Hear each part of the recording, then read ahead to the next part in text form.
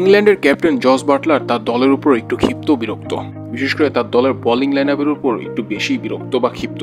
আর ক্ষিপ্ত হওয়াটা স্বাভাবিকই, কারণ আমরা যে ইংল্যান্ড টিমকে এবারের বিশ্বকাপে অন্যতম সেরা ফেভারিট দল মনে করছি, সেই ইংল্যান্ড টিম কিনা স্কটল্যান্ডের বিপক্ষে বিশ্বকাপের প্রথম ম্যাচে এত নাজেহাল অবস্থা হবে তা হয়তো বা কল্পনার বাহিরে ছিল। শুরুতে বোলিং করতে নেমে বোলারদের অবস্থা যে এতটা করুণ হবে বলাররা হয়তো বা আগের রাতে স্বপ্ন চিন্তা করেনি।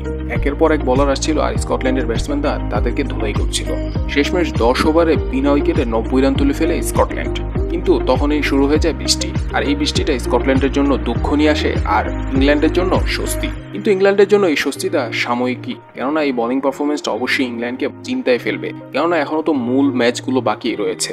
যে ইংল্যান্ডের বোলাররা কিনা নিজেদের ঘরের মাঠে পাকিস্তানের বিপক্ষে সিরিজে পাকিস্তানি ব্যাটসম্যানদের দাঁড়াতেই দেয়নি, সেই ইংল্যান্ডের বোলাররাই স্কটল্যান্ডের বিপক্ষে এতটাই মার খাবে বা এতটাই ধুলাই খাবে তা কে চিন্তা করে বা কে কল্পনা করে। এটাই বোধহয় ক্রিকেট। ক্রিকেট যে অনিশ্চয়তার খেলা তা আরও একটাবার প্রমাণ করেছে ক্রিকেট। এখন দেখা যাক ইংল্যান্ড কতটা স্ট্রংভাবে কামব্যাক করতে পারে। তো দর্শক, আপনারা জানাতে পারেন এবারের বিশ্বকাপে ইংল্যান্ড টিমটাকে নিয়ে কতটুকু সম্ভাবনা দেখছেন আপনারা। এবারও কি বিশ্ব চ্যাম্পিয়ন হতে পারে ইংল্যান্ড? সে বিষয়ে আপনারা আপনাদের মতামত জানাতে পারেন।